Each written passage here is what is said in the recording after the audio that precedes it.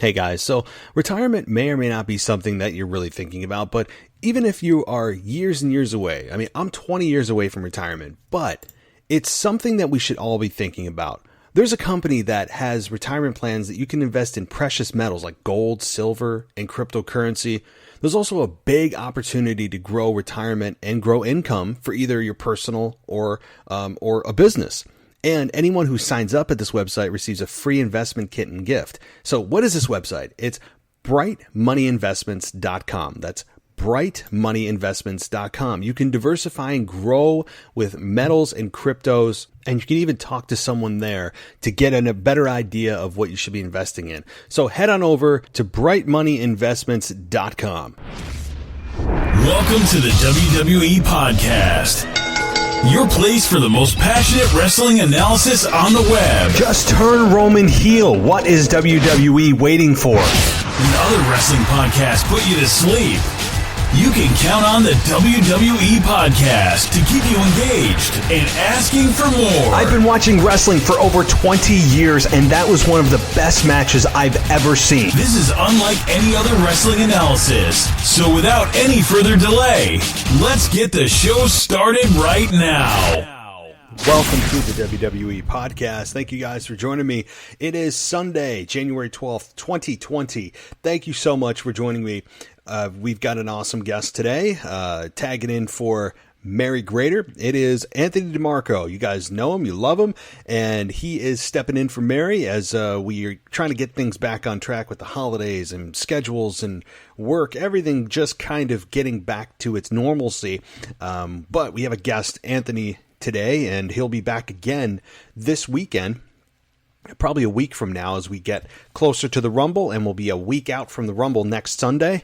So he'll be back then. And as always, this week will be your Monday Night Raw review. On Tuesday, your Wrestling Nostalgia or something thereof on Wednesday. I may have a guest there as well. And then your AEW, your NXT reviews and weekend review. So, and also getting into that 7th show that I am working on. I've had several people ask me about it and send me audio clips and so forth.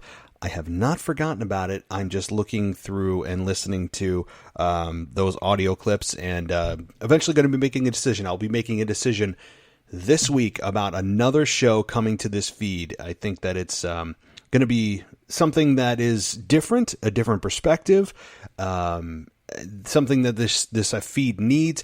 And don't forget, video is available on the Patreon feed at patreon.com/WWE podcast.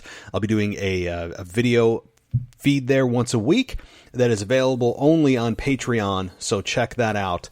I'll be doing my Monday Night Raw review video feed there. All right. Well, guys, Anthony and I really just talk about everything. We even get into a little bit of nostalgia, as we can't help ourselves. But we generally talk about the Royal Rumble, what could happen, Brock, Edge returning. It really runs the gamut. So you guys really, I think, are going to like this show.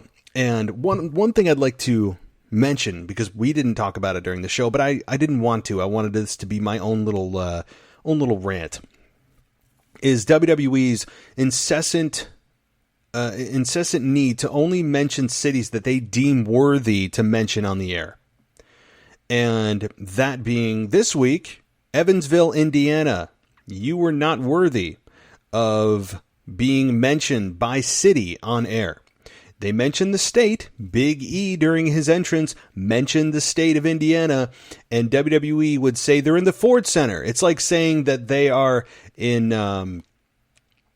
Jihad, or mentioning, not saying the words Saudi Arabia, but mentioning the name of the stadium. Well, they did that to you guys here too. You are just not worthy of mentioning where you are because of the insane small brain thinking that the perception of the audience, or the perception of people on Wall Street, or the perception of Fox executives, if they mentioned that they were in Evansville, Indiana, or some kind of, quote, small hick town that their stock would tumble, and that they would be looked at as less than, and that WWE is, well, damn it, we're better than that. You know, we don't need to be in these small hick towns. I think that's the small brow, small brain thinking among WWE management in WWE. And I also believe that, I mean, look, somebody actually actively thinks about this, right? They must have production meetings on this because this is strategic. And imagine being talent and being told, don't mention the city we're in, guys. Shh. No. We're just in Indiana. We're in the Ford Center. We're in Indiana, but that's it. That's all they need to know. That's it. But damn it, if we're in Chicago, we got to mention that in every other promo at a minimum of 16 times in 10 minutes. I mean, I understand the perception of why they do it, that it looks bad if they mention they're in a city that is not well known. It's not an NFL city, but it's just so small of them. It's so small of them to not mention it. Why? Why? Because you think executives and people you've never met on Wall Street are going to care about that stuff? No. They are going to care about the numbers. They're going to care about the profit. They're going to care about the streaming numbers on the network. They aren't going to care that you held a televised show in Evansville, Indiana. It's just, I don't know. Anybody else notice this or be bothered by it other than me? All right. Well, anyway, we actually have a ton of great stuff to talk about, positive things. If you guys think, oh, here he goes on a negative rant. No, Anthony and I have actually a lot of good things to talk about in the WWE product. A lot of things we're excited about, including the potential return of Edge, what they're doing with Seth Rollins, just really everything what they're doing with the Fiend. So far of how they could make the Fiend and Roman Reigns work at WrestleMania, the perceived main event of WrestleMania, the Miz turning heel and why we love that, and just so much more. So we're going to get to all that in just a second. But first, a word from the sponsor, and then immediately following this message, we're getting right into Anthony DeMarco and myself talking about everything from the Rumble and forward. And don't forget, guys, if you want these ads and plugs removed, all you got to do is head on over to patreon.com/WWE podcast, and all of this goes away, and it's completely a streaming ad-free experience. So we'll be right back after this, and then it's immediately to the conversation. Hey guys, so retirement may or may not be something that you're really thinking about, but even if you are years and years away, I mean, I'm 20 years away from retirement, but it's something that we should all be thinking about. There's a company that has retirement plans that you can invest in precious metals like gold, silver, and cryptocurrency. There's also a big opportunity to grow retirement and grow income for either your personal or a business. And anyone who signs up at this website receives a free investment kit and gift. So what is this website? It's brightmoneyinvestments.com. That's brightmoneyinvestments.com. You can diversify and grow with metals and cryptos, and you can even talk to someone there to get a better idea of what you should be investing in. So head on over to brightmoneyinvestments.com.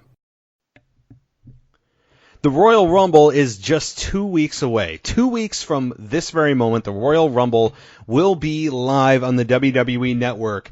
And we have just a few short weeks left until we crown a new Royal Rumble winner, until that person stands on the second rope and points to the WrestleMania sign as is mandatory by WWE law. And the fireworks go off and we all can, we can all criticize at that time. So we've got a lot to talk about. We've got everything from rumors of Edge returning. We've got rumors of CM Punk. I don't even know if I want to go there. I've talked about it so many times. The Fiend has a weakness. That was teased on SmackDown. Just a lot to talk about. But first, I want to welcome to the show our co-host, Anthony DeMarco. Great to have you back here. And are you ready for the Royal Rumble?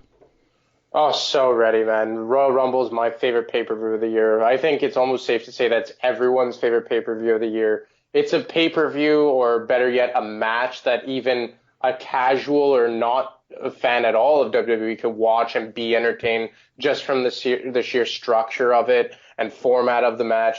I think that there's a lot of different avenues that they could go down, some really enticing, some almost nauseating as far as the winner goes. But yeah, I'm really looking forward to it. And I think overall the product has been half decent as of late.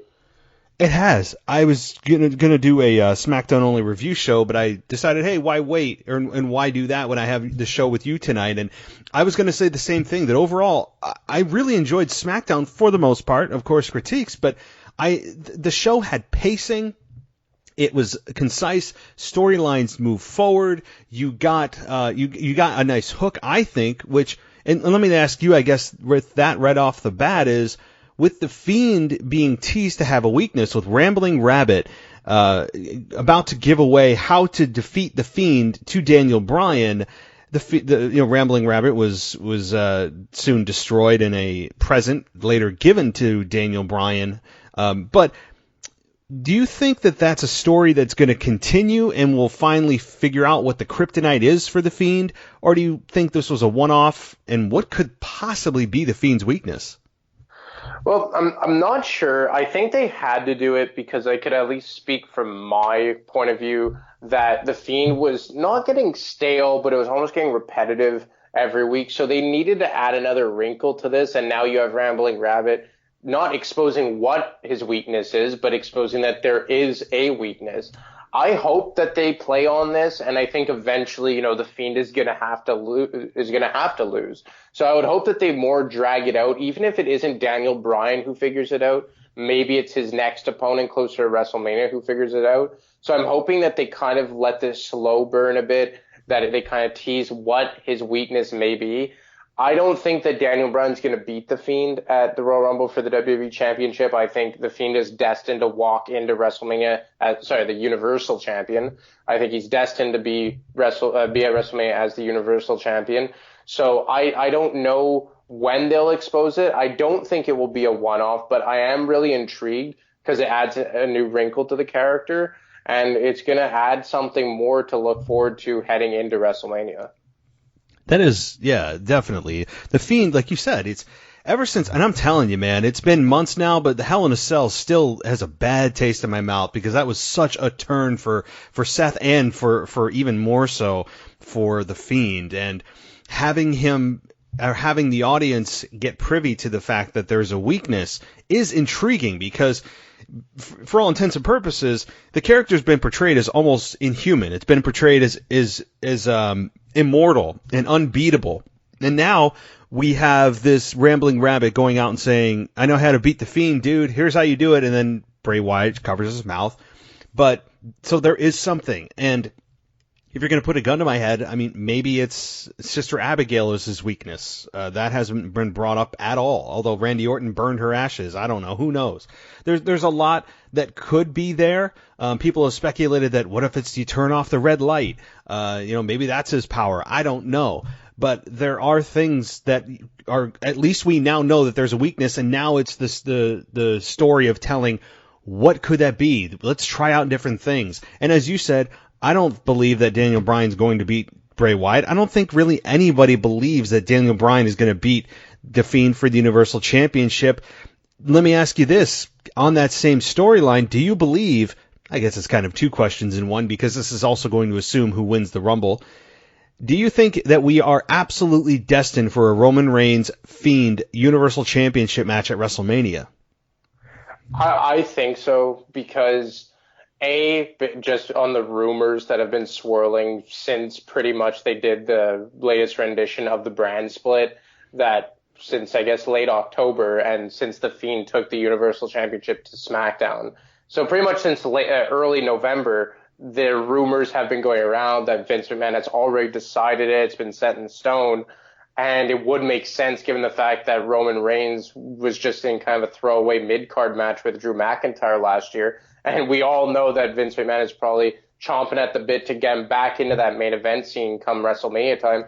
And more so that, I look at the SmackDown roster and I don't really see anyone who could be a challenger for the Fiend. They're already doing the Daniel Bryan thing now, so it won't be Daniel Bryan come Mania.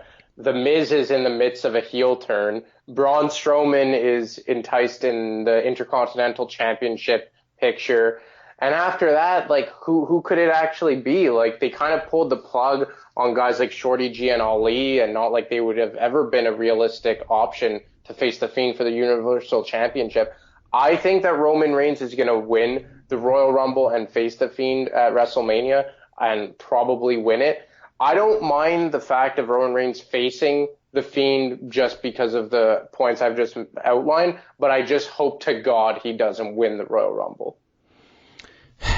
I'm with you, and I think that I'm with you from the perspective that it's probably going to be the Fiend and Bray Wyatt. I'm sorry, the Fiend versus Roman Reigns at WrestleMania for the Universal Championship.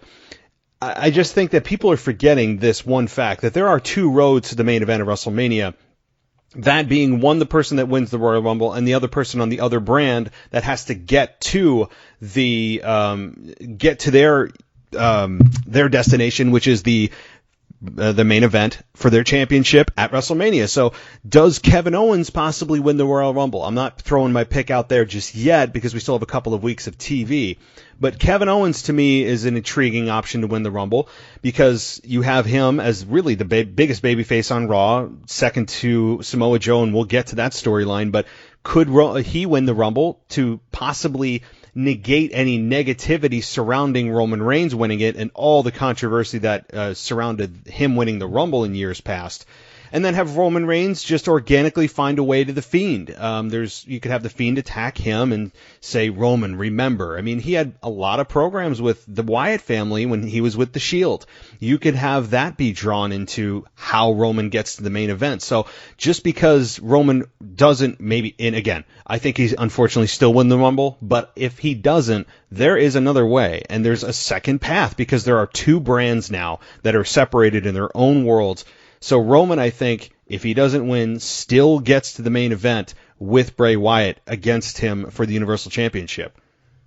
Yeah, I'm with you because I think I wouldn't be too upset if it is Bray and Roman Reigns, but Roman Reigns takes a path that isn't winning the Royal Rumble, because I can't look at the SmackDown roster and pinpoint a guy that would be a better candidate for Roman Reigns when I'm looking at it objectively.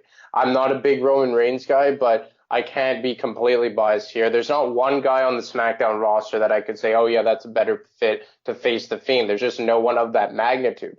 But I just hope to God it isn't the Royal Rumble.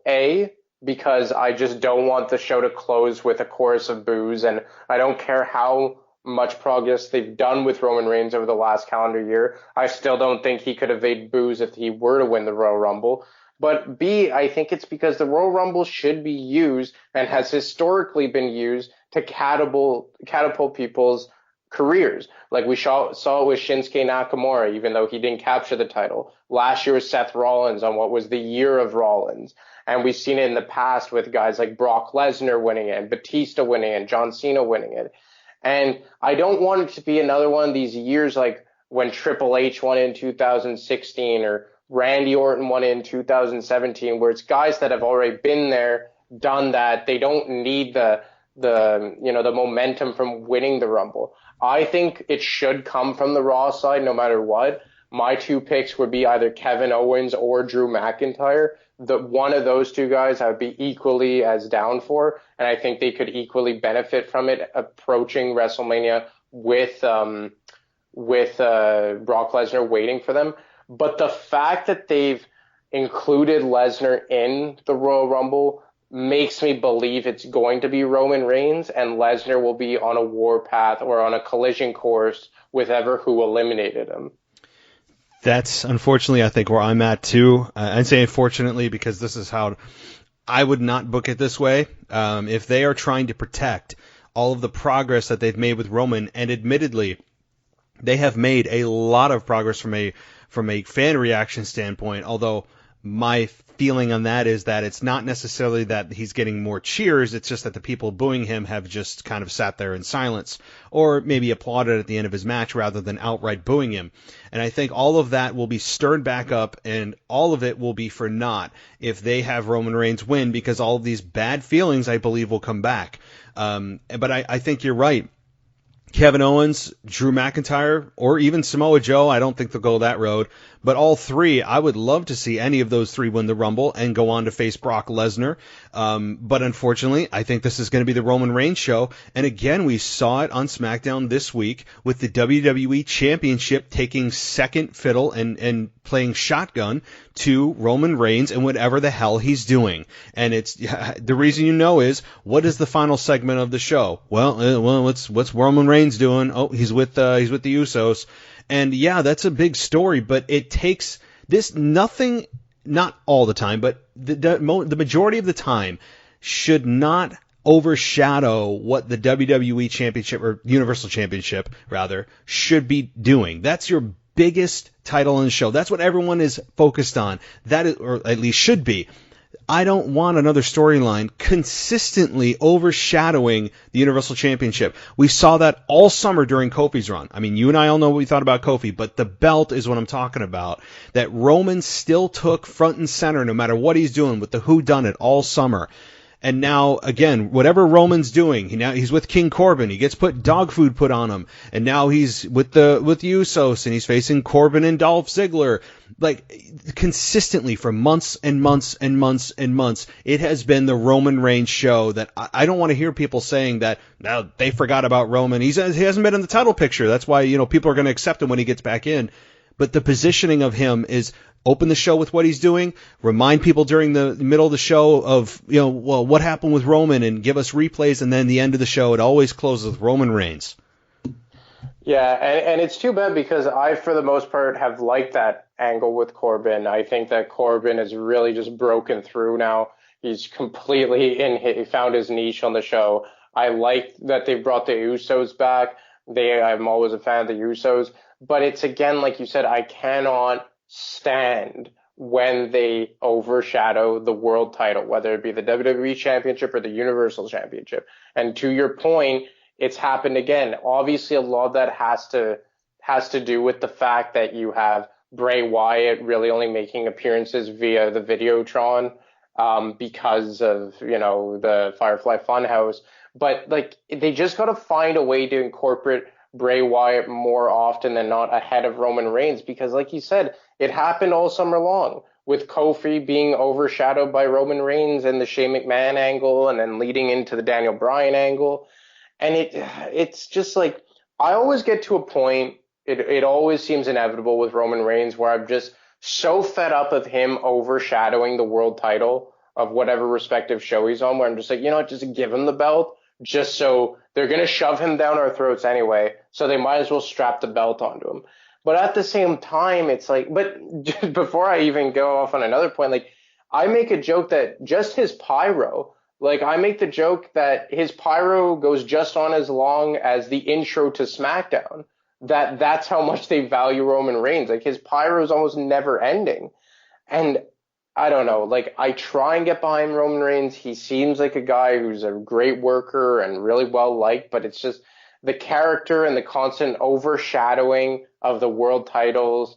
It really gets to me, but I just think at this point it's a foregone conclusion that he will be winning the Rumble and that he will be winning the title at Mania. Yeah, I think we're on that path, and you're right about his pyro. And I noted something, too, about this week not just this week, but I've meant to mention it for quite some time, that when you look at the signature that starts at the beginning of SmackDown, and who's the last face you see? It's Roman doing his silly Superman punch pose where the fireworks go off, and it ends with that. I always look to see who are they putting on that last image at the signature of the show. What's your lasting image? Who does WWE want you to think of when you think of SmackDown? And that is the last person you see, which is Roman Reigns at the signature of the show. So that to me is all I need to know about how WWE views Roman Reigns and via the SmackDown brand. So now the good thing is for non-Roman fans is that when Vince senses that the fans have already decided that Roman's going to win, or whoever's going to win, not even Roman Reigns, or whoever they feel is a foregone conclusion to win whatever match, especially on a big stage, Vince McMahon, as of late, has had a habit of pulling that back and doing something else. Look no further than at WrestleMania. Last year, Roman Reigns lost to Brock Lesnar. 2 years ago, lost to Brock Lesnar, and ended up taking another 6 months to give him the belt. And there have been times when the social media audience, the internet audience, whatever you want to label it, the IWC, comes out and says, looks like what the plans are, and everyone just kind of figures it's a foregone conclusion, and now Vince decides to go, we're going to swerve him. But my fear with that is, though, as I'm debating myself here, is that you have Vince McMahon who feels that this is the best plan, and I don't think that he would sacrifice what he believes is best just for simply swerving in this particular instance because of the fact that Roman's been out of the title picture for so long. They have done a lot of things to rebuild Roman Reigns in the eyes of fans. They have made progress in terms of crowd reaction. I don't think Vince is going to do this, but it's fun to debate myself. Well, you've said it a lot too, that predictability isn't always a bad thing if it's the right decision. And look no further than last year's Royal Rumble. Like heading into last year's Royal Rumble, like everyone kind of knew it was going to be Seth. Like I had a Royal Rumble party and we were 5 guys and we made like a Royal Rumble pool and all of us picked Seth Rollins to win. And he won, but you know what? It was the right decision. So was I upset that he won? No, because when it's overwhelmingly the right choice, it's the correct move. But then you get other years like when Shinsuke Nakamura won, or the year before that when Randy Orton won, when like they weren't maybe my favorite choice, but they swerved me and I was just like, oh, okay, yeah. Like a lot of the aura about the Royal Rumble is how predictable it is, or unpredictable it is rather.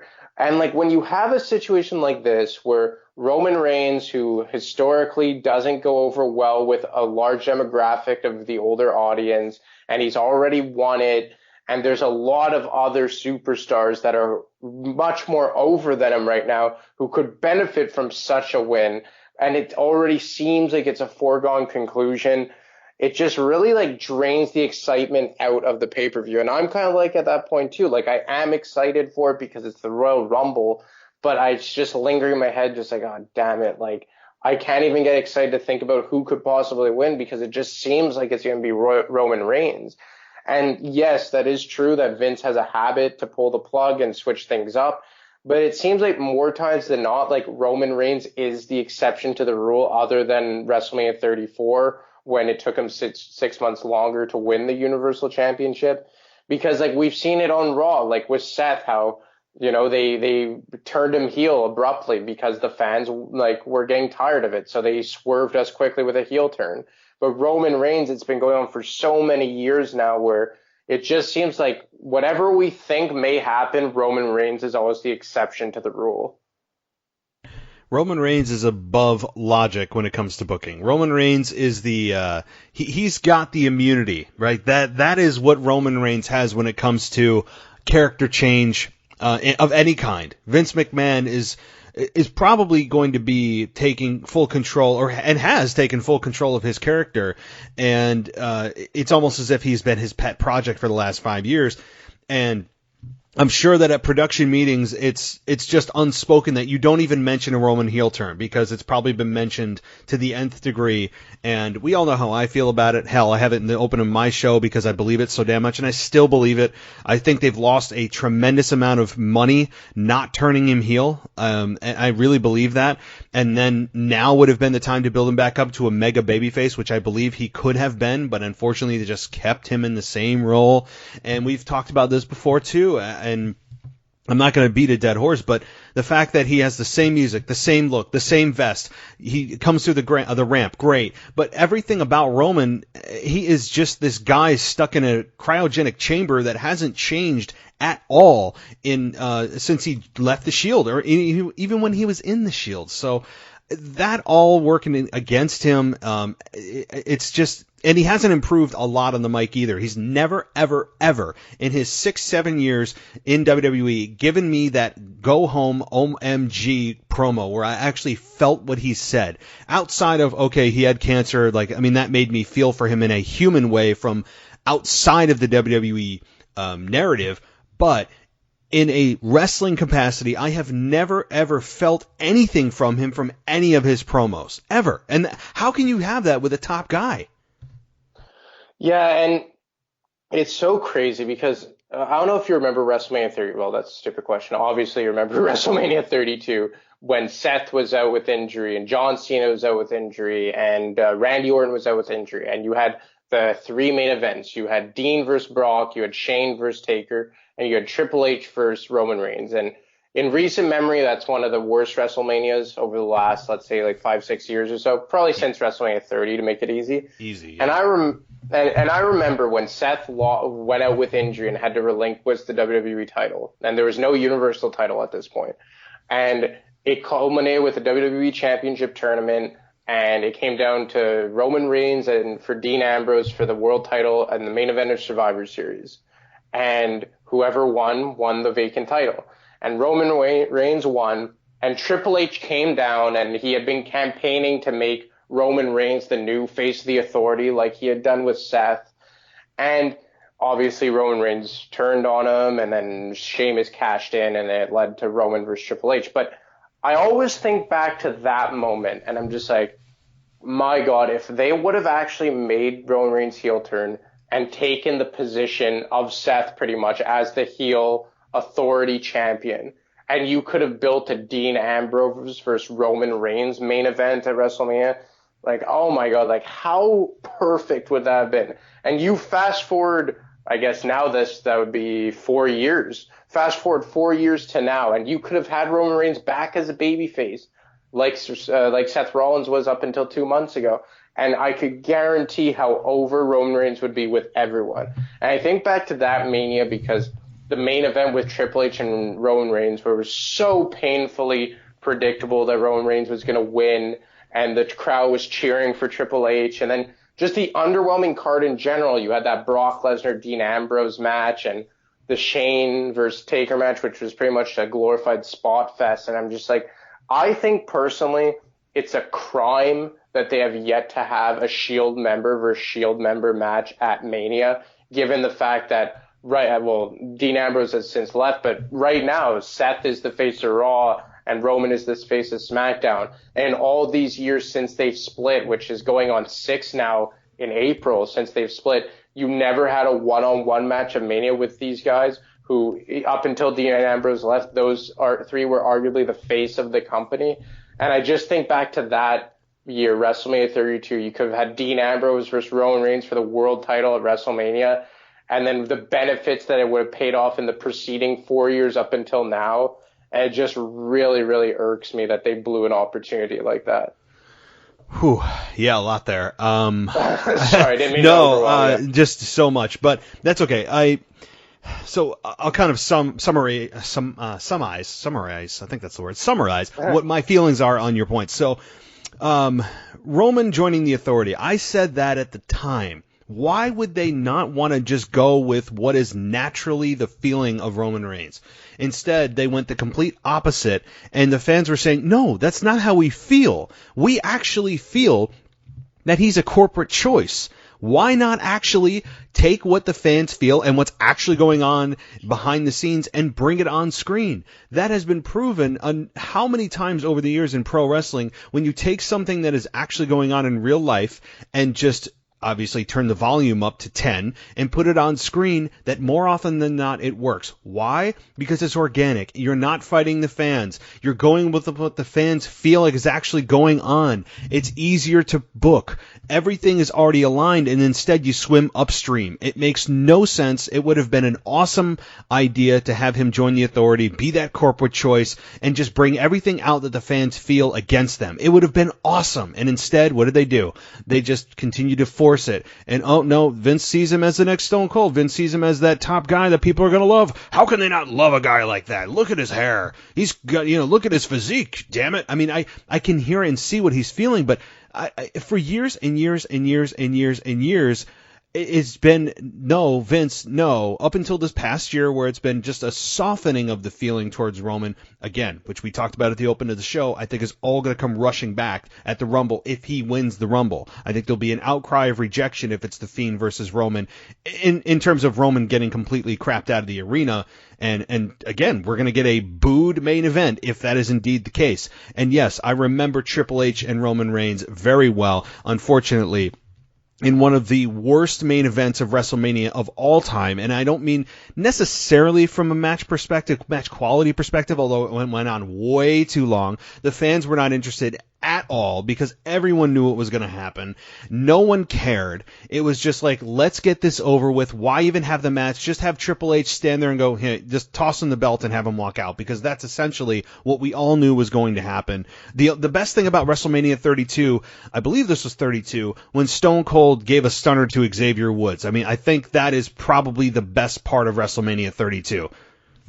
Oh, yeah, for sure. Then that was the year where he fake danced with Xavier Woods and then stunned him. And, you know, it was just them going down the Triple H Roman Reigns road was such a trickle-down effect, because I thought that it should have been Dean Ambrose and Roman Reigns, and that was the biggest WrestleMania match that Dean Ambrose ever wrestled, which is pretty tragic to think about.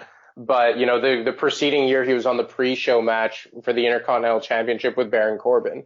And you know, you could have just thought about how enticing that main event would have been from the crowd of babyface Dean Ambrose, who was so over at the time, against a heel champion Roman Reigns. And then it was even like, you know, that was a month after Shane first came back after leaving in 2009.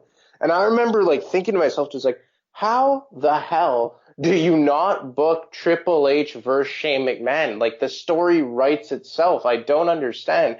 And then we proceeded to have that underwhelming match with Brock and Dean Ambrose, and the Shane versus Taker match, it was fine for what it was, but still made no sense that the Undertaker was doing Vince McMahon's bidding. And I do understand that there's a lot of injuries for that show, and they kind of had to throw things together, but they had two golden matches sitting in front of them in the palm of their hand on what they could do, and for some reason they just didn't bite on it. And it was all because they had to put over Roman Reigns with one of the best workers / heels of all time with Triple H to do everything in their power for Roman Reigns. And you saw how big of a hit the rest of the card took because of it. Yeah, that is, it's a tragedy about Dean Ambrose and what he could have been and what the fans organically wanted, and they went opposite of that. Triple H is one of the best heels in the business. There's just no denying that. I was looking at some of his old, early Attitude Era days, and man, he's so damn good.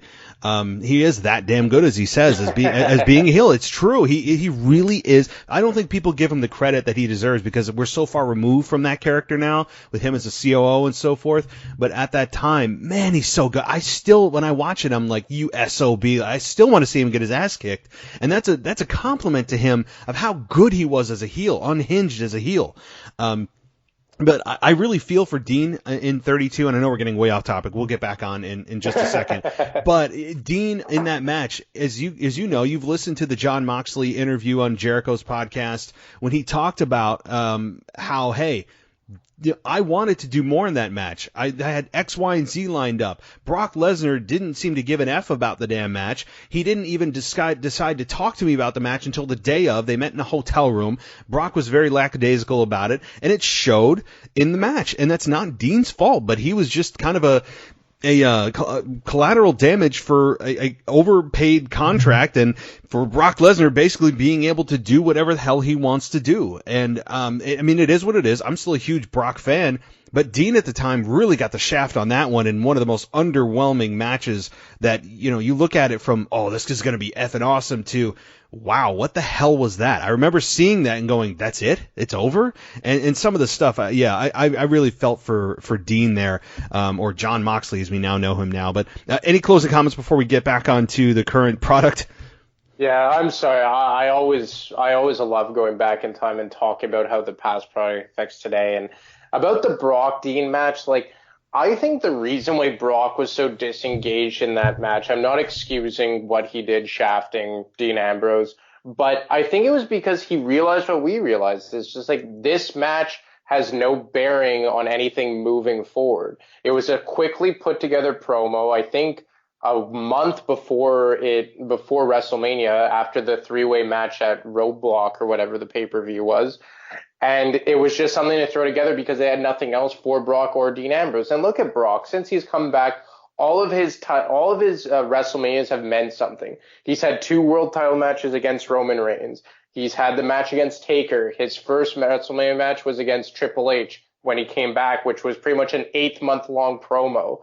You know, all of Brock's matches meant something. And that was a match that you could tell, like the majority of the card, was just a last minute thrown together barrage of nonsense, which again was stupid because I remember the initial plans going back to the Rumble of 2016 was supposed to be Bray versus Brock. And that was a storyline that I was super enticed on because I was kind of looking forward to seeing, like, maybe not a full-on babyface Brock, but a situation where he was almost like an anti-hero, where anyway, just a different view on Brock. And then they threw it off to the side, and Bray basically jobbed to The Rock at that WrestleMania. And then Brock had this pretty much meaningless program with Dean Ambrose that was never talked about again after a 3-4 week build. So I'm not excusing that, but it was just, the Brock Dean match was almost just like a summary of the whole pay-per-view, where it was just thrown together last minute. The story wasn't very good, whether it be Shane versus Taker or Triple H versus Roman, and just a testament of how underwhelming that WrestleMania card was, not only because of the injuries to Cena, Rollins, and Orton, but also because the whole pay-per-view was geared towards Roman Reigns going over Triple H for the world title, and every other match preceding it had a trickle-down effect in a negative way. Yeah, everything seems to be whatever happens, let's just make sure Roman gets over. I don't care what happens about anybody else. It's all about getting Roman Reigns over. There's been many messages sent to us from WWE that is what their mentality is. I do remember too, Bray versus Brock. It never happened. I remember it might have been at Roadblock when Brock ended up facing the Wyatt family. Again, I don't know the specifics of it, but I do remember this one lasting image. After Brock put down Luke Harper and Eric Rowan, Bray ended up skidding out of the ring and just kind of staring at Brock as he slowly walked up the ramp. And I'm like, why are they not doing this program? Why is this not a thing? And it never turned into a thing because that's not what WrestleMania, where their WrestleMania destinations were at. It was not against one another. But how that program has never happened, I don't know. Will it happen? I think it could. They're champions on their own brands. So there is something that, when you look at the two worlds right now, as I'm slowly getting back into the present, when you look at the two worlds and you have Brock as WWE champion, you have Bray Wyatt, the Fiend, as Universal Champion, you're now starting to be able to, since these worlds of Raw and SmackDown have been pretty damn good at separating one another and not too much crossover inexplicably, is that you're starting to think about potential dream matchups, and this could be one of those, the Fiend versus the Beast. I mean, there's a lot there if and when that was ever to happen. I don't think it's going to happen at this year's WrestleMania. It may not happen until maybe, I don't know, later in 2020 or even all the way to next year's WrestleMania if that's the plan. My point is that this is a program that has to happen at some point. Do you agree? Oh, 100%. And that's going back to 2016 where I wanted it to happen. And it would have been cool in 2016 because obviously there was Rowan and Harper that would have been intriguing to see in the match and how Brock fought them all off. But I think that it has to happen because now you have the Fiend, who's pretty much billed as an unstoppable force, and Brock is almost the same thing. And it's like you just said, this is what happens when you do completely separate the brands as like two separate entities, that you start building up these dream matches like, oh my God, like they're not on separate shows, but wouldn't it be good if they finally collided? And then eventually they do, even if it's 2-3 years down the road, and there's just so much hype surrounding it because they've been separated. I remember when Raw and SmackDown were completely separated for like a 2-3 year stretch during the Ruthless Aggression era, pretty much from like WrestleMania 20 to WrestleMania 22, where each WrestleMania there was 2 interpromotional matches that were based off one Raw guy and one SmackDown guy, and they were pretty much dream matches because they had never crossed paths before it. Like I remember WrestleMania 20, it was Kane and The Undertaker and Goldberg and Lesnar. And then WrestleMania 21, you had Orton and Taker, and you had Angle and HBK. And then WrestleMania 22, I can't remember off the top of my head, but the point being is that because the worlds were completely separate, it made you dream of these matches. And when they finally came to fruition, they were that much more satisfying. And I think the fact that The Fiend and Brock, or Bray Wyatt and Brock, have that little moment in history together where people were expecting and got shafted from it, and then just based on where they both are in their respective careers and what their characters are, I absolutely think that somewhere down the line before Brock calls it quits, they have to capitalize on this match. And you know what? I'm not so sad that it didn't happen. At the time, I was angry, like you. I said, this was rumored. Why is this not happening? They teased it, and then there was no actual match between the two. But the wrestling gods sometimes do things that in the moment you may say, what the hell? And now, 4 years later, you may say, I'm kind of glad they didn't, because this could be, as WWE loves to say, the first time ever.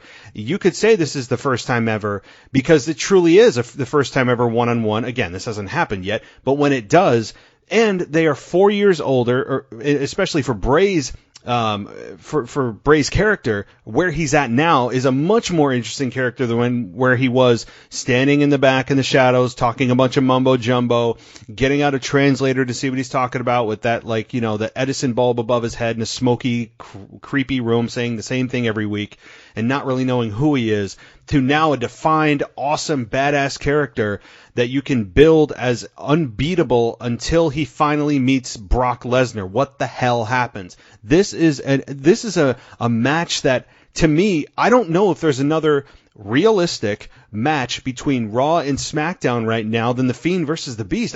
Can you think of anything else that would be as money-making as that match? No, I don't think so, just because of the wild card rule. We pretty much saw any possible combination of match over the last calendar year. And we've never, ever seen the Beast, Brock Lesnar versus Bray Wyatt in almost any capacity besides that little stretch at Roadblock 4 years ago. And just based on both how their characters are built, like, they're both built as unstoppable forces. What would happen? And I've always liked when they pit two heels against each other and the crowd can kind of organically choose who they're going to get behind. Like when they had the Shield and the Wyatt family cross pass on Raw all those years ago, and the crowd had to organically choose which faction they were going to get behind. And they were both heel factions at the time. I always like it when it's like an organic turn like that, especially when it's two heels against each other, because babyface versus babyface happens a lot in WWE. But yeah, I think that it has to be done because they're kind of running out of options for Brock here. Like, obviously, we're hoping that it's going to be KO versus Drew or Drew against Brock at Mania.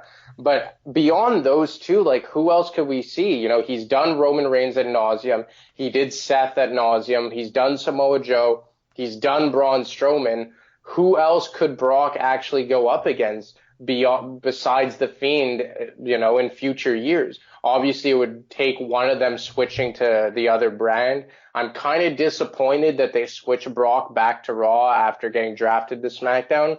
Because of that, I was excited to see them both on the same brand. But no, beyond The Fiend versus Brock, I can't think of a match that would have garner more attention and hype. No, there's not. When they switched him, I said no. But again, this is kind of delayed gratification because now you have Brock in this other world, as we just talked about. When they keep them separate and they do their own thing, it will make it that much more special when something happens. And maybe even at WrestleMania, you have Bray Wyatt interfere in Brock's match and the lights go out. You imagine the crowd reaction if he attacks Brock Lesnar during his match or after his match at WrestleMania. People would lose their minds. I mean, this is not, and especially since it's a co-opted pay-per-view, this is where anything can happen at WrestleMania. Anything could even happen at the Royal Rumble for that matter.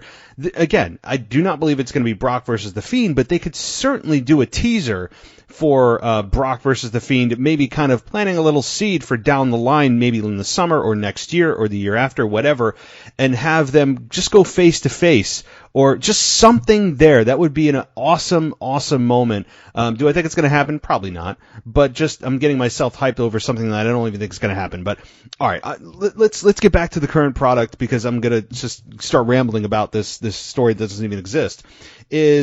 What do you think about what's happening The Miz. He's turned heel recently. He's with John Morrison.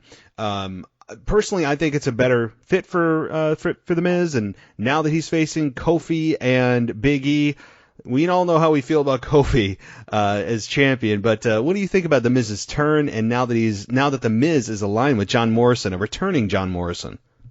Well, I'm happy. I hated The Miz as a babyface. Like, it was just so fake and forced. It didn't feel right. It was just so unauthentic. So I'm happy that they're moving him back towards the heel. He's just better served for that. I like the fact that he brought up Kofi getting destroyed in 5 seconds and then him not caring about the championship that he acted was so prestigious, almost echoing like he listened to our shows back in September or whatever it was.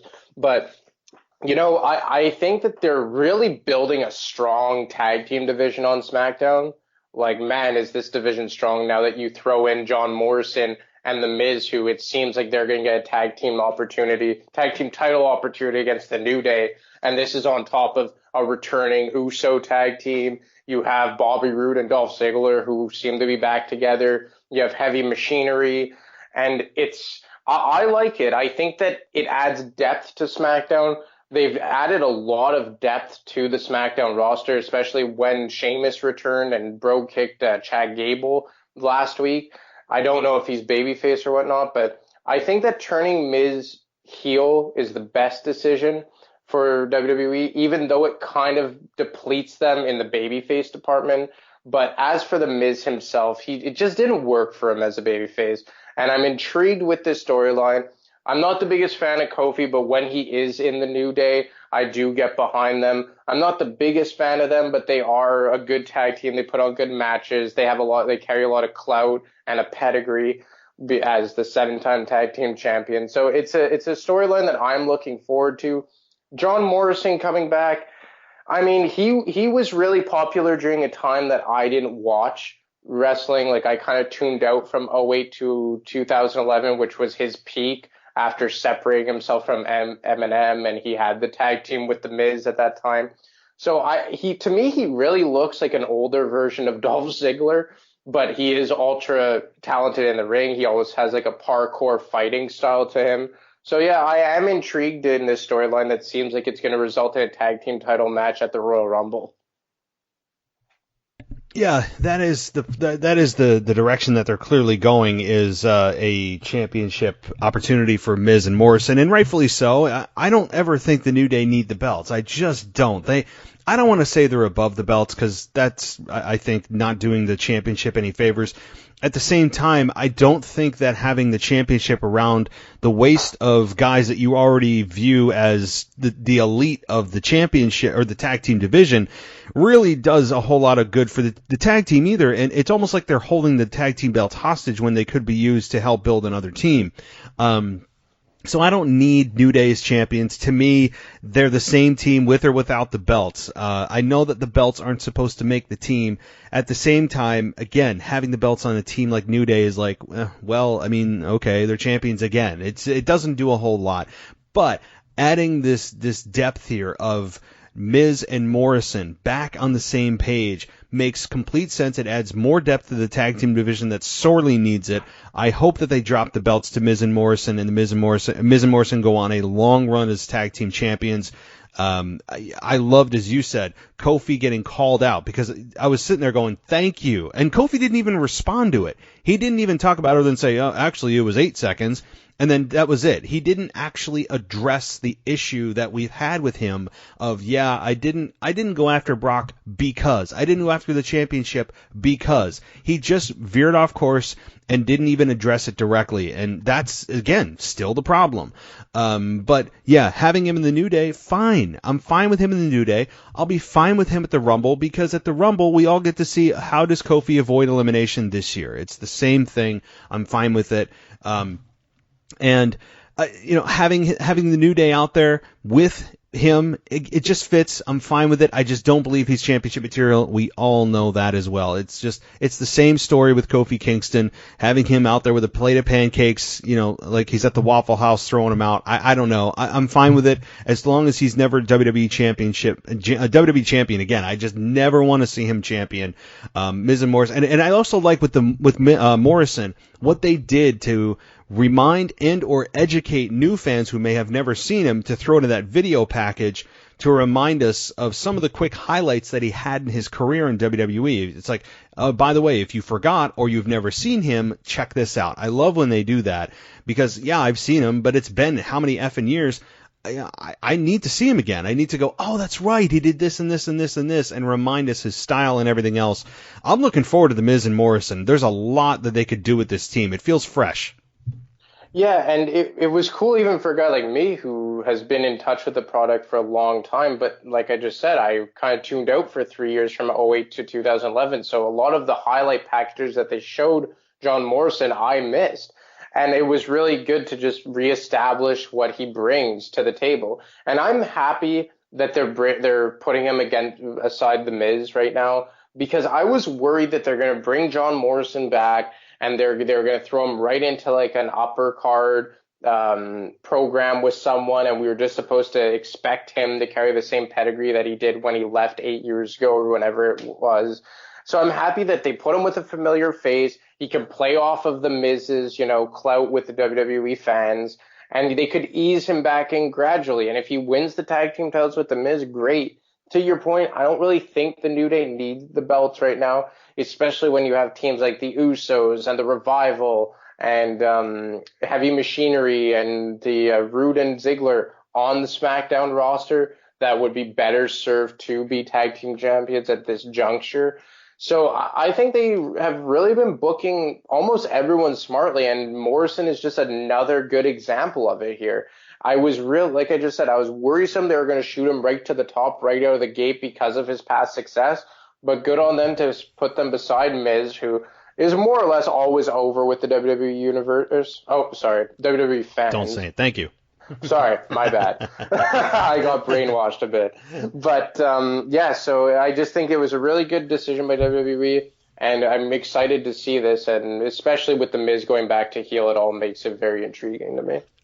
It's just that I don't, like you said, I gave it a chance with him as a babyface, and there were moments where I kind of sympathized with him, and he was being the relatable guy, and now he's back to being the pretend ninja with his outfit on, and fine. I think that is what he should be, and I also believe that, and I mentioned this on my show on Thursday or last week sometime, that I think also the Miz is really a byproduct of Daniel Bryan's rise to, or the fans' organic love of Daniel Bryan and his re-rise to the top, because had Daniel Bryan remained heel, I think the fans would have given The Miz a little bit more of an opportunity, especially given the storyline with Bray Wyatt invading his home and threatening his family and giving the creepy doll to his kid.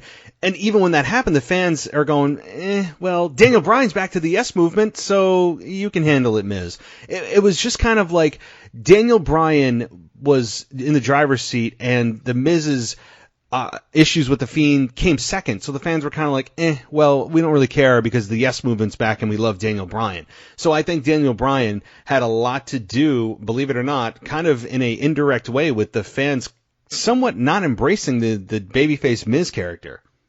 Yeah, it was weird booking. It was very, very weird booking, and I've talked about it a lot that I think that SmackDown isn't very deep with high-profile babyfaces, and it was weird that they, used two of their options at the same time almost, because like you said, that he kind of stepped in for Dan in the midst of the Daniel Bryan rebirth as a babyface and the rebirth as the Yes Movement, and even when he had his match it was Bray Wyatt at TLC, it was overshadowed with the return of Daniel Bryan. And you would have thought maybe they would have done, the Miz leading up to the Royal Rumble and then Daniel Bryan post Royal Rumble. But then once again, it comes back to the fact as they have to get to Roman Reigns after the Royal Rumble. So they had to maximize the small amount of time they had and use the Miz and Daniel Bryan almost the same time. I really had a problem with how they used the Miz because it didn't feel real with me in that whole program with Bray Wyatt, and it was kind of weird that he was taking a back seat to Daniel Bryan.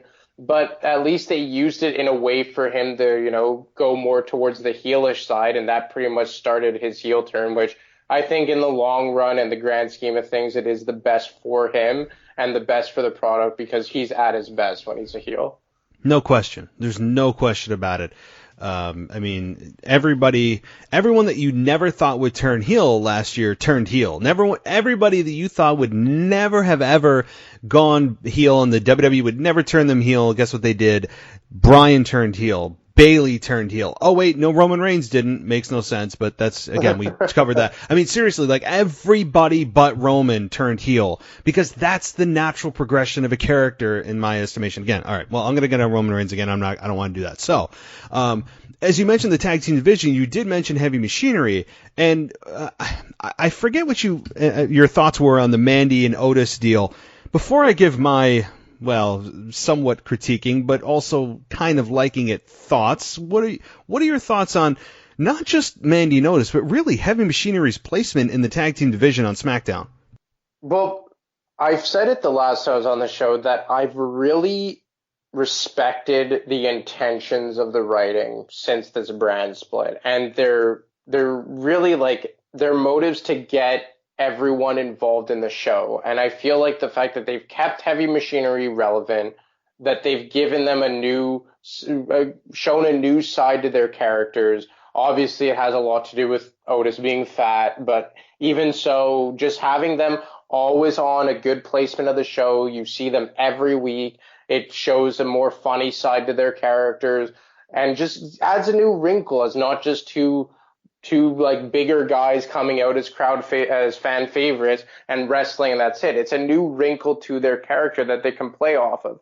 The Mandy Rose thing, I think that it has a shelf life, but for the time being, I enjoy it. My girlfriend loves it. She loves Otis. So I respect what they're trying to do. I like how they're intertwining characters with one another. They've already teased it as a feud leading against Dolph Ziggler, so maybe down the road it could have a little beef between Rude and Ziggler and Heavy Machinery. I've liked it because it's opened avenues for Heavy Machinery, as now they're not so one-dimensional anymore as just two, bigger, heavier set guys who come out, do some cool moves, and get the fans popping for a couple minutes, and that's it. It's given new wrinkle to their characters, and I've admired that they haven't just thrown them by the wayside. And this is just a byproduct of a brand split of using all your tools to your advantage. Yeah, and I'll take it from that positive perspective because I do have a couple issues of this. But the good thing about this is that they have added a dimension to this team, particularly Otis, because let's be honest, he's the star of Heavy Machinery. I mean, he is Heavy Machinery. Tucker is kind of just like he's just the other part of the team, but Otis is the star, and having him come out there and show a range of emotion, be comedic at times. And yeah, I appreciate the writing of what they're trying to do. They haven't won the tag team belts yet, but I'm totally fine with that. I will give the writing team total props for where it's deserved here and credit for where it's due, is that they haven't given them the belts. I don't want them with the belts. I don't think they need the belts until late next year. I don't care. I want to see them on a journey. I want to see them, when they finally win the belts, have it mean something.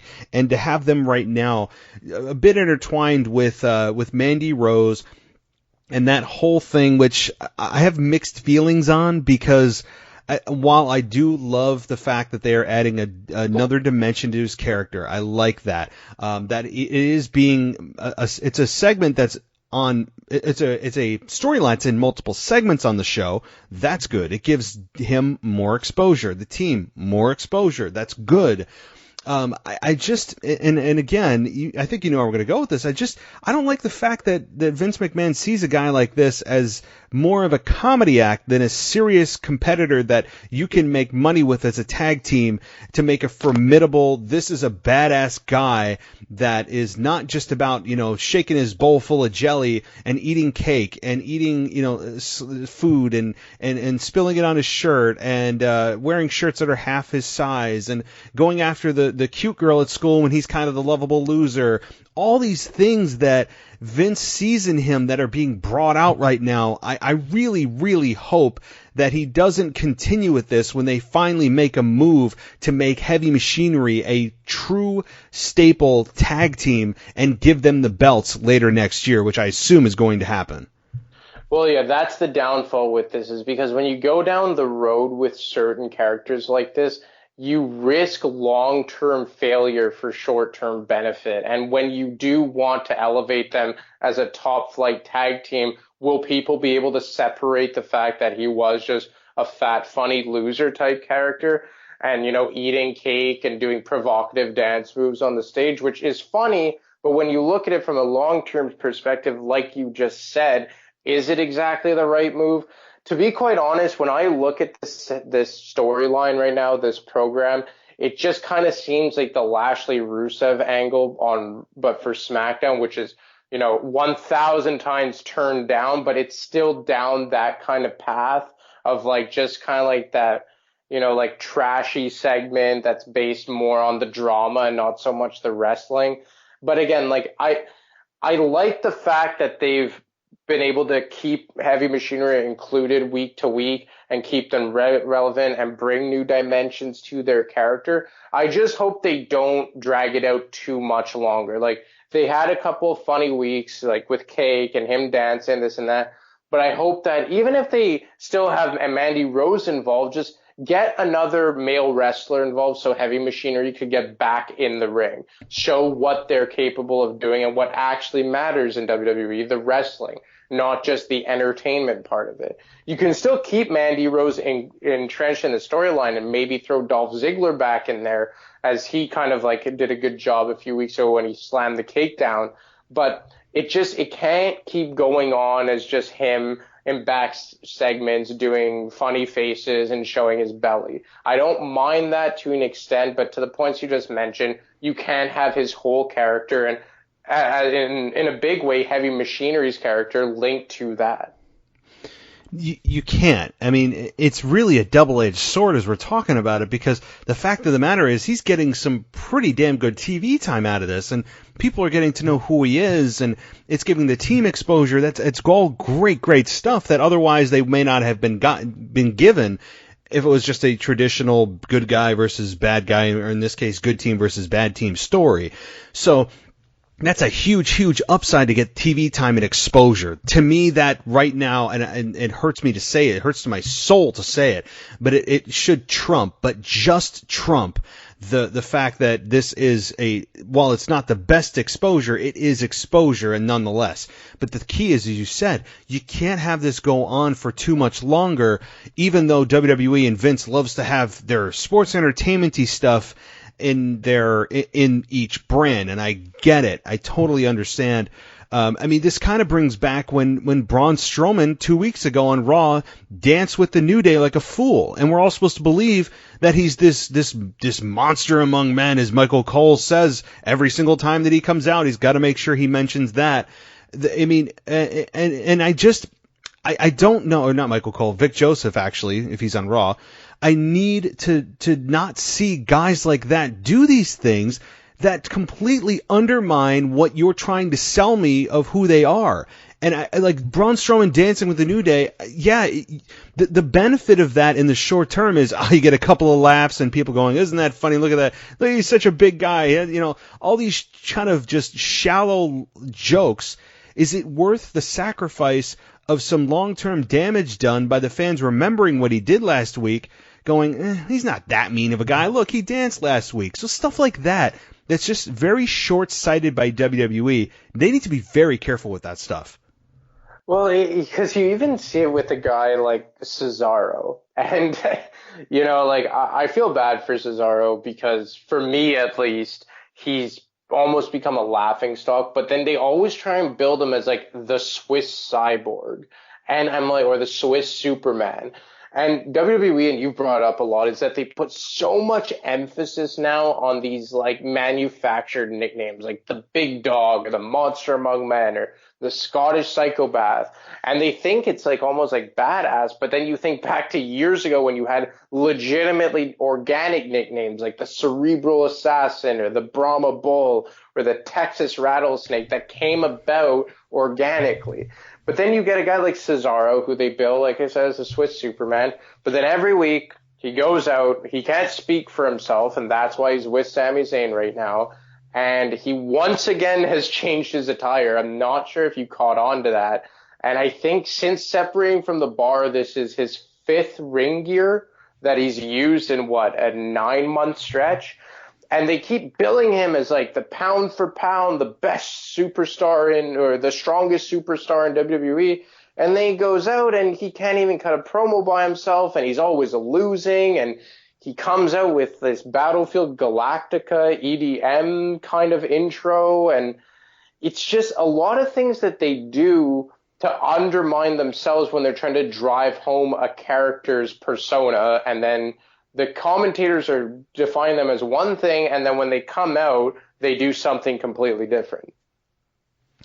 It's such a constant battle of what their characters are and what they embody versus the announcers telling us one thing with what they believe, and this guy can hang with the best of them, and almost to a nauseating degree of the announcers putting over everybody like they can beat anyone and anyone can beat anyone. And yet the booking says the complete opposite. So it's a constant struggle of, well, they keep losing, but you're telling me this. So the more you tell me this, the less I'm going to believe you, which means I'm tuning you out and paying attention to what's actually happening in the ring, which undercuts all the nicknames that you have given yourself in a very forced way. I'm not, like you said, the message and the lyrics don't always match up with the music. As Jim Ross has always said famously, we were we came up with the lyrics, they came up with the music in the ring, and when the lyrics don't match with the music, it kind of, to me, the music will always trump what the message is from the announcers, because what the announcers are saying are really what Vince is saying. So oftentimes I will go, no, let me just make my own damn decision and stop trying to warp the message that you're trying to tell me, and I will come up with my own conclusion. So when that happens, and it happens a lot, specifically with Cesaro, when they put him over every damn week, and rightfully so, because he is an incredible athlete. The problem with Cesaro is he's never quite found that gimmick, if you will, or that persona, or who he is as a person turned up to 10. He has not found that. He's gone from, again, we've talked about that. We talked about he's gone to from James Bond to the Bar to Battlestar Galactica he's gone through so many different iterations. We don't know who the hell he is, other than the fact that he's a super strong, great in the ring hand. Like, that's what Cesaro is. Yeah, I remember when he first started and it was Antonio Cesaro. I'm pretty sure his thing is that he would come out and talk in 7 different languages or something. I'm pretty sure, and he almost wore bat. Yeah, that's how I remember him. And he actually had a girl with him. I think her name was like Oksana or something. So and he came a long way, and I found like he found his niche with the Bar, but like now he comes out and he's finally in just plain black trunks, but then before that he was wearing like those short pants that stopped at his ankles. And before that, he was wearing the Bar gear. And then somewhere in the middle, he had like almost like a tracksuit that was red and blue. And it's like, I want to get behind him, but you're constantly changing the guy's look that, it took him till like midsummer to stop doing the Bar logo. And it's like, it seems like no one is ever on the same page with a guy like Cesaro, who it's a waste of talent. And you know what? I don't think he could ever go higher than a mid-card champion because he just does lack personality. And that's fine. And it's okay if you're just an everyday mid-card guy. But you can't just bill him as the pound for pound strongest guy in WWE, which probably is true, but then he loses all the time. And pretty much now he's in a faction where he's more or less just the henchman for Shinsuke Nakamura. So you're the Intercontinental Champion's henchman, a belt that you realistically should be chasing based on your stature and position on SmackDown, and you don't even have a voice of your own as Sami Zayn talks for you. And I don't even remember the last time Cesaro won a match. So then you have people saying that he's the Swiss Cyborg, the Swiss Superman, he's the strongest guy in the company, but yet he can't win a match. He's not chasing any titles by himself, and he can't talk for himself, and we don't even know who the hell he is, and it's just a true shame. It is, yeah, I mean, it's like Dolph Ziggler. You kind of attribute, while much different in terms of style, Dolph Ziggler was believed to be the next Shawn Michaels, and he is still really good in the ring. But when Dolph Ziggler comes out, and he doesn't so much now, but in years past, he would say, I'm the show off, and I'm whatever he would say, that he's going to have the best match, and it's like, well, how about you worry about winning a match instead of trying to show off? I wasn't a fan of him talking about that he's going to be the show off and not winning a damn match, which was always the Achilles heel of his character, is that he never, ever, ever, ever would win the big match outside of cashing in against Alberto Del Rio back in 2011, and the crowd went absolutely crazy, and it was something to behold. I mean, that was awesome, but we have come to learn that was nothing more than a really just a stepping stone to get it to the next champion. So I don't know. I'm with you, but anything else before I get to the next topic here? No, like I will say that as a whole, because we brought up Cesaro, I have liked that whole angle with Braun Strowman for the most part, aside from the fact that he danced with the New Day. But I like that they're, again, and I think this is a reoccurring theme here over the last few months in WWE that's positive, is that they're making everyone feel relevant who should be.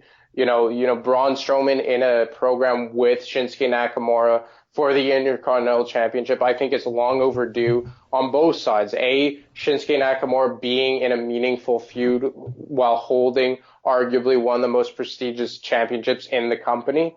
And B, Braun Strowman going after a championship that's attainable, because even when he went after the Universal Championship a few times, we knew he wasn't going to win it. Now I'm hoping that this culminates with him winning his first singles championship in WWE, as he's only held the tag team titles on 2 separate occasions, and one of them being with a 7-year-old, but we won't get into that. But I think that as a whole, I've liked the fact that they've pitted these two against each other, because it's a program that both definitely needed, and Sami Zayn, as always, has made it quite intriguing. Yeah, I love these three. These three, they could overachieve in so many ways that I'm really curious, because again, the bar is set so low for these three, even though you have the Intercontinental Champion, one of the most prestigious belts in the entire company, being kind of buried in there on the shoulder of Shinsuke. But Shinsuke, that's not a diss on Shinsuke, really. It's kind of just the booking wise. The title, again, championships matter, and they are kind of being overshadowed by really whatever else is going on. And now Braun Strowman seems to be in the picture. Could he be the next Intercontinental Champion? I think the answer is yes, and I think it's long overdue for Braun Strowman. So, okay, a couple more things, then we'll close it out. What do you think about the rumors? Then I've given my opinion on this show last week, so I won't give it in depth now. Really, I'm curious as to, do you think it's even possible that there is any credibility to Edge returning to WWE for a match or a series of matches, or entering in the Rumble as, a surprise entrant? Any truth to this? Would you put any stock in this whatsoever? I would, based on 2 reasons. A, the last time we saw him, he delivered a spear, and we had not seen Edge do anything remotely physical since retiring from WWE, when he risked becoming a paraplegic, I think he said.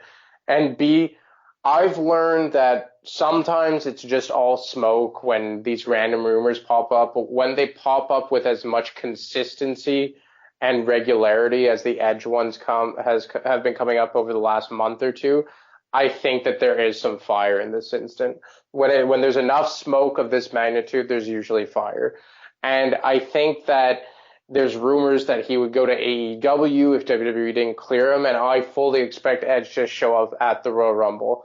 I don't know if it's going to be a one-off. I don't know if he's just going to come in and perform for 4 or 5 minutes and get tossed out, or that will be it and there will nothing be beyond the Royal Rumble. Maybe he does more matches. I don't know in what magnitude or length he'll come back in, but I think it's a foregone conclusion we'll see him back in in-ring competition. I'm with you. I didn't ask you about CM Punk, but I think CM Punk is much less of an opportunity, of a chance. But as far as Edge goes, yes, Edge. I think there is a high likelihood of us seeing Edge before WrestleMania. I know many people believe he's going to be an entrant in the Rumble. I'm a little bit hesitant there because, again, to have him come back, the Edge, the magnitude, I don't think that Edge is appreciated enough for what he did, where he came from, what he achieved, and everything that comes with him. And not for nothing, he is an extremely believable character. I never saw through his work. I loved his intensity. I love his entrance music. Everything about Edge. The more I watch Edge as I get older, the more I appreciate his character and love what he did in the ring. And again, to have him debut in the Rumble, a re-debut, return in the Rumble after, my God, almost 10 years gone from the ring, I would be a little bit hesitant to put him in just to have him get tossed out, unless that toss out is going to result in a WrestleMania match, which I think is also going to be the case. You and I seem to be on the same page with Lesnar. Whoever tosses him out, it's going to end up being, or distracts him and causes an elimination, is going to be Lesnar's opponent. Unless that's the case, you can't have him win the Rumble. It doesn't make sense at all for Edge to challenge for a championship. And you can't have him, again, just come in to get thrown out. I mean, so if he's not going to be in the Rumble, does he interfere in a match? Or does he spear the winner of the Rumble match or something? So I'm hesitant to bring him in the Rumble as much as people want to see it. You need to be careful with the booking of it. Yeah, because people are going to be behind him no matter what, because when he did retire, how abruptly it was. I think he retired the day after WrestleMania when he successfully defended his title against Alberto Del Rio, if I'm not mistaken. It left a lot to be desired, so they have to be very careful with how they book him. I don't know in what magnitude they would go about booking him towards WrestleMania. I don't think that there's any chance that he would win the Royal Rumble. Like you said, I don't know if he would enter the Royal Rumble now that I actually think about it and think back on it, just for him to get tossed out. Maybe him versus Brock could be something at Mania, even though I think that would be the wrong decision. But I don't know. I would be here for it. I'm a guy who's been a fan for 20 years now, and Edge was a big part of that growing up. And I think back to basically the start of his push 15 years ago at WrestleMania 21, and he won the inaugural Money in the Bank Money in the Bank ladder match. And when it was still at WrestleMania, it wasn't its own pay-per-view. And, then he beat John Cena, and then he had a few runs with the WWE Championship, and then he went over to SmackDown and had quite a few runs with the World Heavyweight title. And he main evented WrestleMania 24, I want to say, with The Undertaker. And then the following year, he had the triple threat match with The Big Show and John Cena. And, he had a lot of good runs, or he had a really good run, a lot of good reigns. And I just think no matter how they book him, they really got to maximize him, because this is a guy that there's not many opportunities like this that you'll have with Edge. There's not. My personal belief is that this is just a story that runs from Rumble to Mania, and I'm totally fine with that. Unless he feels he can go longer and do a Shawn Michaels Part 2 type of return, when Michaels went and just did a one-off, as we all know, with Triple H in 2002 at SummerSlam. They did the Triple H just crippled Michaels angle to write him out if he wanted an out, and his body felt good, and he ended up going, my God, another 8 years, right? So 6, 7, 8 years. And now you have Edge doing kind of in the same boat. Does he feel the same way? Is he going to test the water? Is this just Rumble to Mania, or is this more? I mean, I think if I was Edge, how can you possibly predict how your body's going to feel when you go live in front of tens and 20,000 people and put your body out there and do what you used to do 10 years ago. You don't know. So my guess is it's from Rumble to Mania. I loved, again, yeah, you mentioned some of the great things Edge has done. I remember that match when he cashed in that Money in the Bank. I was there at New Year's Revolution 2006 when he cashed in against John Cena, and the crowd went crazy in what was then was it the Pepsi Arena, I think, still, before it got renamed. And the crowd loved it. It was a very heel audience, which I loved. And the crowd was totally behind him. Edge won his first championship in Albany, where I was standing 2 feet from him. And then, he went on to face The Undertaker at WrestleMania 24, a match that I don't really remember because I was on spring break in Panama City, but I have since watched it back. And then, again, all the way through his final match at WrestleMania 27 with Alberto Del Rio. Was it 27 or 28? I'm losing my numbers here. But he ended up retiring, and I remember the emotion at that night. So this is a huge deal. I don't want people to underestimate the magnitude of something like this with Edge possibly returning. I just need them to be very careful on how they book it. People have been rumored to say, oh, well, it's going to be Edge versus Lesnar. And that apparently has been, again, these are all rumors that Lesnar and Edge is not going to happen. So who the heck could Edge face? I mean, lots of possibilities out there, but this isn't, again, to kind of wrap this all up, this is a Royal Rumble that I'm really looking forward to for so many reasons. Brock Lesnar is number one, which he didn't even really talk about. Brock Lesnar's number one. That creates so many potential awesome face-to-face mini matches and mini storylines within that whole of a Royal Rumble match, which is just awesome. You have possibly Edge returning. You have the extremely rare possibility of CM Punk returning. There's just a lot of unknowns. There's nothing like that countdown from 10 to 0. I mean, the format is just brilliant. Yeah, it's going to be a good pay-per-view. I'm looking forward to it, even though, like we've opened with, I fully expect Roman Reigns to win. There's always like that open a possibility for people to return and create like the story within the story and the match within the match. I found last year was actually kind of a letdown when Nia Jax came in. I know how you felt about that. I really hated that. But beyond that, usually every single Rumble holds some surprises and usually shocks me with the winner. And if they do it right, I'll probably be disappointed when Roman Reigns wins, but I won't be overwhelmingly upset because of how well the match was leading up to that. And with Edge, it's just, he's done so many different things in his career. Like, he was part of, in my mind, the best tag team of all time. Then he had a really good run as like the Intercontinental Champion on Raw before turning heel. Then he had that massive heel run as the rated R superstar. And in that, he had some crazy matches like TLC versus John Cena at Unforgiven 2002. And then he had the match against Mick Foley at WrestleMania 22. That was a crazy Extreme Rules match that culminated with him spearing Mick Foley through the flame table. Then he had the match tagging with Mick Foley against Dreamer and I forget his name, Terry Funk at the ECW One Night Stand.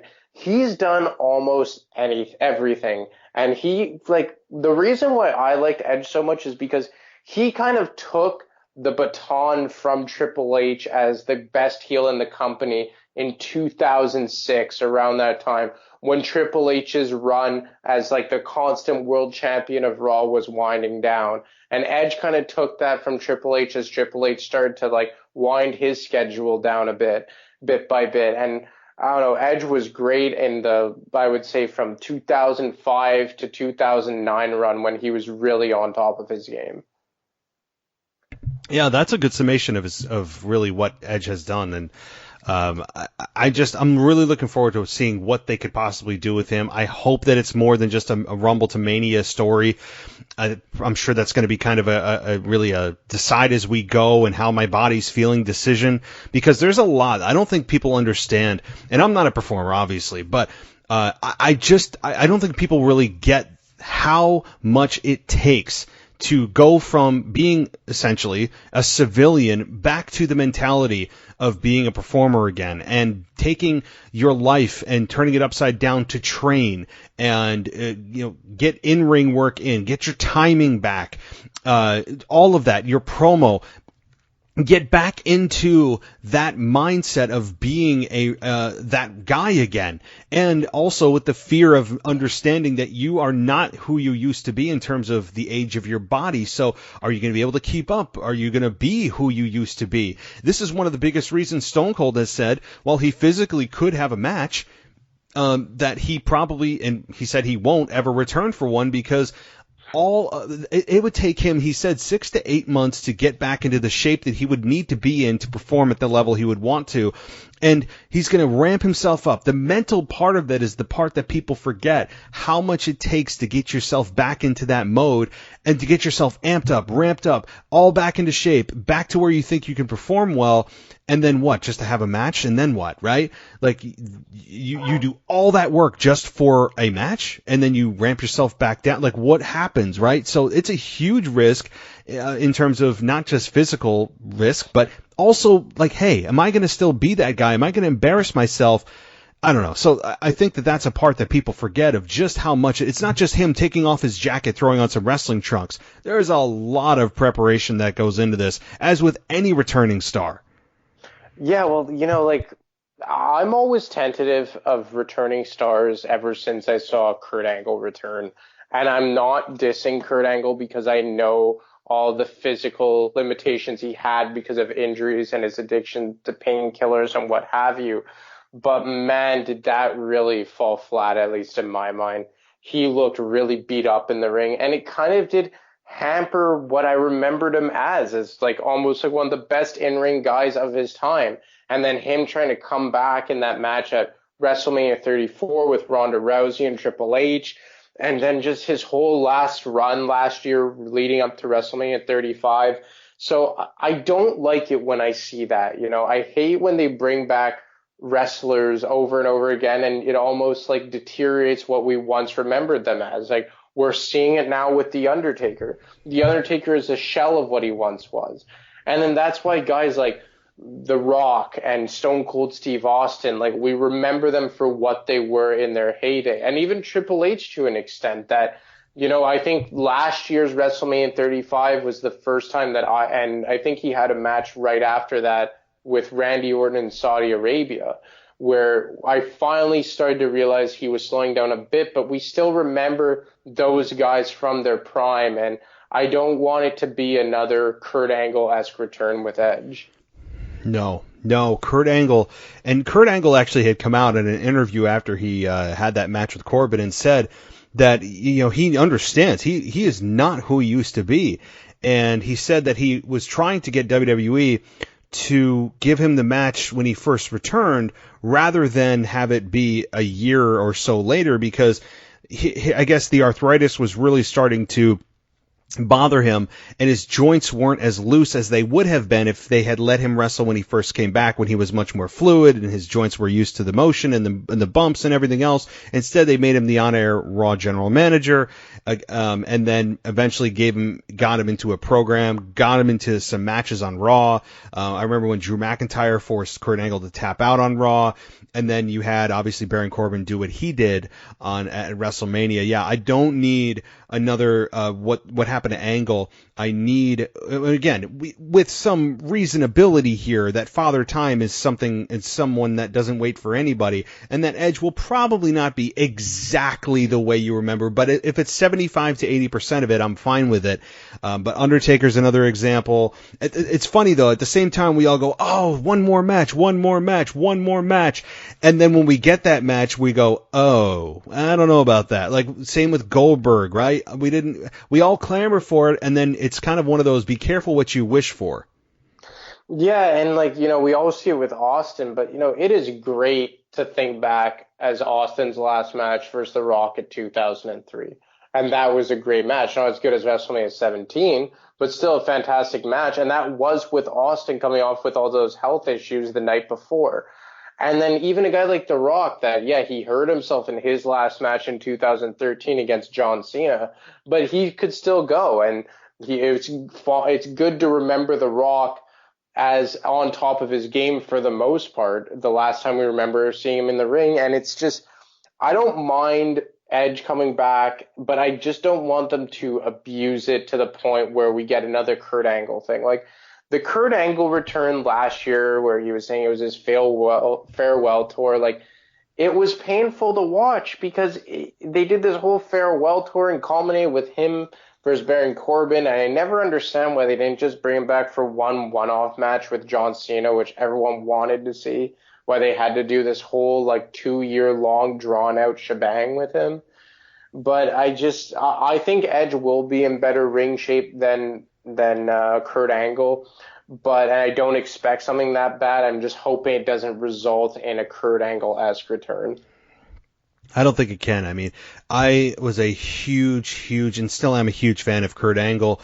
But when you see Kurt Angle and just how dramatic of a difference it was from the Kurt we remember to the Kurt we saw, I don't think anybody wants to put themselves in that position. I mean, that was, I don't want to say embarrassing, but man, pretty close, because I respect the guy so much, but it was so painful to watch that he was like 3 steps behind where he normally would have been. His punches, his kicks, everything was just slow motion. And look, again, arthritis, I get it. It's just, and I don't even know if it's Kurt's fault. I think it's WWE's fault for not maybe listening to Kurt and saying, hey, why don't you give me my match now instead of waiting a freaking year and a half, 2 years, and I can actually give you a better quality match. But what I would like is Corbin to actually mention more often that he retired Kurt Angle, or that he beat Kurt Angle in his final match, rather. They don't seem to own that as much as they should and realize the magnitude of that. And especially as a heel, you would like Corbin to continue to harp on that. But, all right. Well, is there anything else, any follow-up comments on that, or anything else that you wanted to address before we ride off into the sunset? No, I think we covered everything on that topic.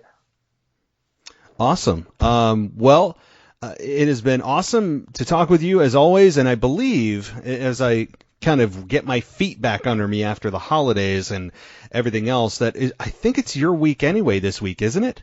Yeah, I think I tagged in for Mary this week. Yes. Yeah, you got the hot tag. And so you got the hot tag, and you'll be back again on Saturday this coming week, or Sunday. We'll figure it out as we get close to the Rumble. We'll be a week out the next time we talk, and we'll get through another Raw, another SmackDown, and we'll be inching closer. But before you go, let everyone know how they can get a hold of you if you'd like to share that info. Yeah, you could get a hold of me on Twitter at @AdaMarco25, and I always preface it by saying I hope you like hockey if you're going to follow me. I do love that preface. Every time I love it, because it's just so funny, but especially because like in America, obviously, it's like not, I would say it's like the 3rd or 4th sport here. Obviously in Canada, it's number 1. So yeah, I love that disclaimer because 75% of the people that listen to me are in America.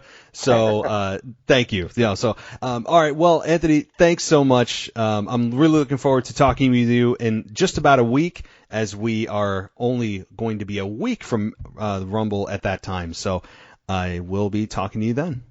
Yeah. Talk soon, Matt. All right. Take care. Hey guys, so retirement may or may not be something that you're really thinking about, but even if you are years and years away, I mean, I'm 20 years away from retirement, but it's something that we should all be thinking about. There's a company that has retirement plans that you can invest in precious metals like gold, silver, and cryptocurrency. There's also a big opportunity to grow retirement and grow income for either your personal or a business. And anyone who signs up at this website receives a free investment kit and gift. So what is this website? It's brightmoneyinvestments.com. That's brightmoneyinvestments.com. You can diversify and grow with metals and cryptos, and you can even talk to someone there to get a better idea of what you should be investing in. So head on over to brightmoneyinvestments.com.